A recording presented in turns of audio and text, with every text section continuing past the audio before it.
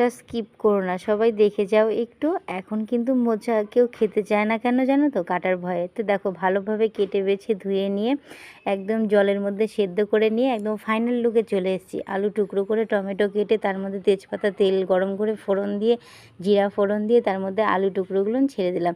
তারপরে আলুগুলো বেশ সুন্দর লাল করে ভেজে নিয়ে আদা বাটা, জিরা বাটা বেটে নিয়েছিলাম। তারপরে দিয়ে দিলাম মোচাটাকে। তো মোচাটাকে দিয়ে আর দেখো চেরা লঙ্কা আর একটা টমেটোও রেখেছিলাম, সেটাকে আলু একটু লাল হয়ে যাওয়ার পরে দিয়ে দিয়েছিলাম। তো দেওয়ার পরে দেখো দিয়ে দিলাম মোচাটা, যেটাকে সেদ্ধ করে ভাপ দিয়ে আমি জলটাকে ফেলে দিয়ে নিয়েছিলাম।